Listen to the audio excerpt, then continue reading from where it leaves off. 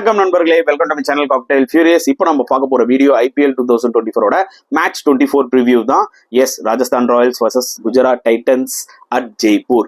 So ரெண்டு டீமோட head to head அப்படின்னு நம்ம பார்த்தோம்னா ரெண்டு டீமும் 5 வாட்டி மோதி இருக்காங்க. அதுல 4 வாட்டி GT வின் பண்ணியிருக்காங்க, ஒரு வாட்டி தான் RR வின் பண்ணியிருக்காங்க. உங்களுக்கே நல்லா ஞாபகம் இருக்கும், 2022 ஃபைனலிஸ்ட் GT அண்ட் RR, அதுல GT வின் பண்ணிட்டாங்க. ஸோ இந்த ரெண்டு டீமுக்குள்ளே அந்த ஒரு ரைவல்ரி ஆப்வியஸ்லி இருக்குன்றதான் உண்மையான ஒரு விஷயம்.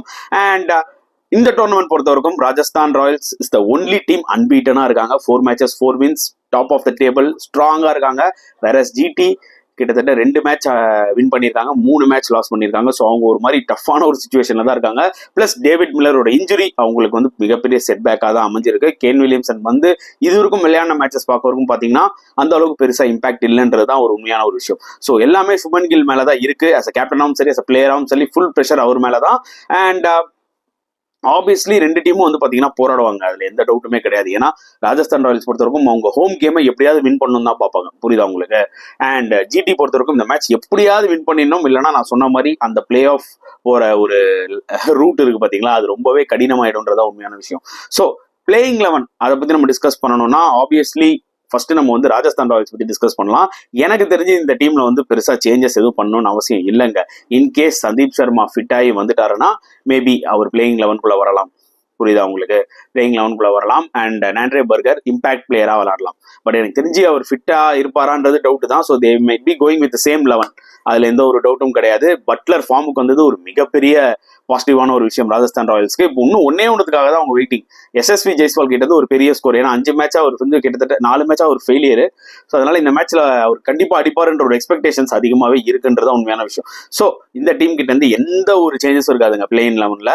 And when it comes to Gujarat Titans நிறைய விஷயங்கள் இருக்குங்க டிஸ்கஸ் பண்றதுக்கு. ஏன்னா லாஸ்ட் டைம் அவங்க விளையாடும் போது வந்து பாத்தீங்கன்னா LSGயோட அவங்க பேட்டிங் ரொம்ப ஃப்ரெஜைலா இருந்துச்சு. அதாவது ஓப்பனிங்ல 50 ரன்ஸ் பார்ட்னர்ஷிப்பா இருந்தாலும் அந்த 160 ரன் டார்கெட்டை சேஸ் பண்ண திணறினாங்க. 130 தான் அவங்களால அடிக்க முடிஞ்சது, புரியுதா உங்களுக்கு? நிறைய கொஸ்டின் மார்க்ஸ். கேன் வில்லியம்சன் இந்த டீம்ல செட் ஆவாரா? அண்ட் எத்தனை மேட்ச் தான் வந்து பாத்தீங்கன்னா விஜய் சங்கருக்கு சான்ஸ் கொடுத்துக்கிட்டே இருப்பாங்க. வேற வெளியில ஷாருக் கான் அண்ட் அபிஷேக் மனோகர், அவரை விட வந்து பாத்தீங்கன்னா கொஞ்சம் ஸ்ட்ரைக் ரேட் அதிகமா வச்சுட்டு இருக்க பிளேயர்ஸ், அவங்களுக்கு ஏன் ஆப்பர்ச்சுனிட்டி கொடுக்க மாட்டேங்கிறாங்க அப்படின்ற ஒரு கேள்வி பயங்கரமா வருது. தெவாட்டியாவோட பேட்டிங் ஆர்டர் வந்து பாத்தீங்கன்னா ஏன் டூ லோவா இருக்கு? இந்த மாதிரி நிறைய கொஸ்டின்ஸ் இருக்குங்க. இன்னைக்கு அவங்க இவ்வளவு மேட்சஸ் தோத்துருக்காங்கன்னா இதுவும் ஒரு காரணங்கள் தான் என்னோட ஒரு பாயிண்ட் ஆஃப் வியூ. எனக்கு தெரிஞ்சு வந்து பாத்தீங்கன்னா அவங்க தே கேன் பிளே உமர்சாய், அவங்க உமர்சாய் விளையாடலாம் ஃபார் கேன் வில்லியம்சன், புரியுதா உங்களுக்கு? அவங்க உமர்சாய் கேன் வில்லியம்சன் விளையாடலாம். And they can easily bring either Shahrukh Khan or Abhishek Manohar கண்டிப்பா எடுத்துட்டு வரலாம் விஜய் சங்கருக்கு பதிலா. ஸோ யாரோ ஒருத்தரை ரீப்ளேஸ் பண்ணாவது அட்லீஸ்ட் பாத்தீங்கன்னா ஓரளவுக்கு பெட்டரா இருக்கும் இந்த டீம்ன்றதை என்னோட ஒரு பாயிண்ட் ஆஃப் வியூ. ஏன்னா சாய் சுதர்ஷன் கொஞ்சம் லைட்டா ஸ்ட்ரைக் ரேட் கம்மியா இருந்தாரு, அவர் ஓப்பனிங் இறக்கி விட்டாங்க, which is a better option. ஏன்னா சாஹா இன்ஜூர் ஆயிட்டாரு, பரத்ன்றவர் தான் விக்கெட் கீப்பிங் பண்றாரு. பேட்டிங் பொறுத்த வரைக்கும் இன்னும் பெருசா ஒரு டேலண்ட் இருக்கிற மாதிரி தெரியல, பயங்கரமா அடிக்கிற மாதிரி தெரியல. ஸோ லோவர் ஆர்டர்ல தான் இறங்க போறாரு. ஸோ இன்னும் ஃபர்ஸ்ட் மேட்ச்ல பெருசா பெர்ஃபார்ம் பண்ணல. ஸோ அப்படின்னும் போது ஆப்வியஸ்லி சாய் சுதர்ஷன் அண்ட் சுப்மன் கில் அவங்க மேலதான் அதிகமான ரெஸ்பான்சிபிலிட்டி இருக்கு பேட்டிங் பொறுத்த வரைக்கும். அண்ட் உமர்சாய் அவங்க கொஞ்சம் நம்பி அவர் நம்பர் 3 ஆர் நம்பர் 4 ஒரு கவுண்டர் அட்டாக்கிங் இன்னிங்ஸ் விளையாடுற மாதிரி அவரை நம்ம ஒரு என்ன சொல்றோம் நம்ம ஜென்ரலா அந்த சுத்துறதுக்கு அனுப்புவாங்க பாத்தீங்களா? ஸோ அந்த மாதிரி வந்து பாத்தீங்கன்னா ஒரு 2 டவுன் இல்ல 1 டவுன் இறக்கி விடலாம் உமர்சாயை. ஸோ பெட்டரா இருக்கும். ஏன்னா அவர் வந்து பால்ஸ் வேஸ்ட் பண்ண மாட்டாரு. அவர் ரொம்ப டூ லோவா வராருங்க. அவர் விளையாடின மேட்சஸ் இருக்கும் பாத்தீங்கன்னா பேட்டிங்ல 5 விக்கெட் போனதுக்கு அப்புறம் வராரு.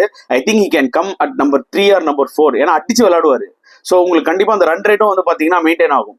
And at the same time நீங்க வந்து மிடில் ஆர்டர்லேயே வந்து பாத்தீங்கன்னா உங்ககிட்ட அபிஷேக் மனோகர் ஆர் ஷாருக் கான் அந்த ஒரு அதிரடி பேட்ஸ்மேனும் இருப்பாங்க. ஒரு ஸ்டெப் முன்னாடி நீங்க தெவாட்டியாவும் அனுப்பலாம், செட் ஆகி சூப்பரா விளையாடுவார். ஸோ டீம் காம்போசிஷன் இவங்க நல்லா கொண்டு வரலாம். ப்ராப்ளம் என்னன்னா அதை கொண்டு வர மாட்டேங்கிறாங்க. அதுதான் வந்து பாத்தீங்கன்னா ஒரு கவலையான ஒரு விஷயம். ஸோ எனக்கு தெரிஞ்சு வந்து பாத்தீங்கன்னா உமர்சாய் இவங்க கேன் வில்லியம்சனுக்கு பதில் விளையாடணும். அண்ட் அவர் பிஞ்ச் ஹிட்டரா நம்பர் 3 இல்ல நம்பர் 4 அட்லீஸ்ட் வந்து இறங்கினார்னா, அவர் நேச்சுரல் கேம் விளையாட்டு போனார்னா கண்டிப்பா GTக்கு அது உதவும்ன்றதா என்னோட ஒரு பாயிண்ட் ஆஃப் வியூ. ஸோ எனக்கு தெரிஞ்சு அவங்க கிட்டத்தட்ட ஒரு 2 சேஞ்சஸ் கண்டிப்பா பண்ணி ஆகணும், அதுல எந்த ஒரு டவுட்டும் கிடையாது. And bowling wise Rashid Khan கிட்ட இருந்து இன்னும் அதிகமா எக்ஸ்பெக்ட் பண்ணுவாங்க. நால்கண்டே சம்டைம்ஸ் நல்லா போடுறாரு, பட் கொஞ்சம் எக்ஸ்பென்சிவாகவும் இருக்காரு. மோஹித் சர்மா லாஸ்ட் 2 மேட்சஸா டிசப்பாயிண்டிங் பெர்ஃபார்மன்ஸ், இந்த மேட்ச்ல கொஞ்சம் அதிகமா எக்ஸ்பெக்ட் பண்ணுவாங்க. உமேஷ் யாதவ் உங்களுக்கு தெரியாது அவரே எப்படி போடுவாருன்னு. சம்டைம்ஸ் நியூ பால் ஒரு விக்கெட் எடுப்பாரு, திருப்பி எக்ஸ்பென்சிவா இருப்பாரு மேக்ஸிமம். ஸோ அதுவும் ஒரு பிட் ஆஃப் கன்சர்ன். ஸோ ஓவராலா ரெண்டு டீம் வந்து பாத்தீங்கன்னா கம்பேர் பண்ணீங்கன்னா ராஜஸ்தான் ராயல் வே அஹெட் இருக்காங்க.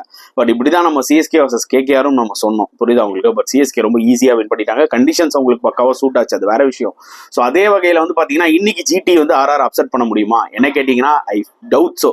ஏன்னா அவங்களோட காம்பினேஷன் வந்து கொஞ்சம் ஒரு மாதிரி கன்ஃபியூஸ்ட் ஸ்டேட் ஆஃப் மைண்ட்ல இருக்கு. வேற ஆர்ஆர் ரொம்ப கிளியரா இருக்காங்க.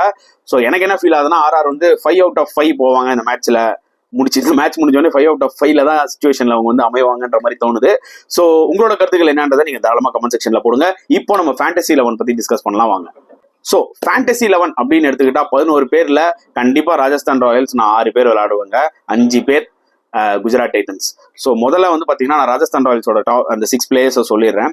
Jose Buttler, Yashasvi Jaiswal, Sanju Samson, 3 batsmen போறேன்.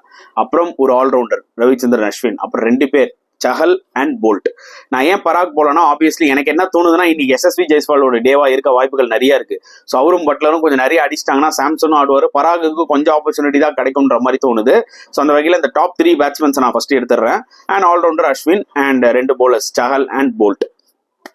So when it comes to Gujarat Titans, Sai Sudharsan and Shubman Gill 2 பேரும் தான் டாப் ஆர்டர். நியூ பால்ல கண்டிப்பா கொஞ்சம் ரன்ஸ் அடிப்பாங்க, ஃபேண்டசிக்கு பாயிண்ட்ஸ் வர வாய்ப்புகள் நிறைய இருக்கு. அண்ட் தேர்ட் ஆப்வியஸ்லி வந்து பாத்தீங்கன்னா நான் வந்து இங்கதாங்க ஒரு பெரிய கன்ஃபியூஷனே இருக்கு. இந்த டீம்ல நீங்க பிளேயர்ஸ் எடுக்கிறது கொஞ்சம் கஷ்டமான ஒரு விஷயம். நான் தெவாட்டியா எடுக்கலான்னு இருந்தேன். இன்கேஸ் இவங்க வந்து டாஸ் போட்டதுக்கு அப்புறம் மனோகர் ஓகேங்களா ஆர் ஓமர்சாய் விளையாடினாங்கன்னா நான் அந்த பொசிஷன்ல ஓமர்சாய் ஆர் மனோகர் யூஸ் பண்ணுவேன். இல்லைன்னா நான் தெவாட்டியா தான் அந்த 3rd பொசிஷன்ல யூஸ் பண்ணுவேன். So 4th and 5th obviously bowlers Rashid Khan and Mohit Sharma. என்னதான் மோஹித் சர்மா 2 மேட்சா வந்து பெருசா பெர்ஃபார்ம் பண்ணலனாலும் கண்டிப்பா அவரோட ஸ்லோவர் பால்ஸ் அதெல்லாம் டெஃபினட்டா யூஸ் ஆகும், விக்கெட்ஸ் வரும். ஃபேண்டசி பொறுத்த வரைக்கும் உங்களுக்கு வேண்டியது விக்கெட்ஸ் தான். ஸோ அந்த வகையில் ரஷித் கானும் வந்து பாத்தீங்கன்னா விக்கெட்ஸ் எடுப்பாரு, அட் சேம் டைம் பேட்டிங்கும் அவருக்கு வர வாய்ப்புகள் இருக்குன்றதா என்னோட பாயிண்ட் ஆஃப் வியூ. ஸோ இதுதான் என்னோட பிளேயிங் 11 ஃபேண்டசி. ஸோ இது உங்களுக்கு யூஸ் இருந்ததுன்னா தாராளமா உங்களோட பிளேயிங் 11ல போட்டுக்கோங்க. ஆர்எல்ஸ் உங்களோட கருத்துக்களை தாராளமா கமெண்ட் செக்ஷன்ல போடுங்க. ஸோ இந்த வீடியோ பிடிச்சிருந்தா லைக் பண்ணுங்க, ஷேர் பண்ணுங்க, முடிஞ்சா சப்ஸ்கிரைப் பண்ணுங்க. ஸோ நெக்ஸ்ட் வீடியோல பார்க்கலாம் ஃப்ரெண்ட்ஸ். அன்டில் தென் பாய்.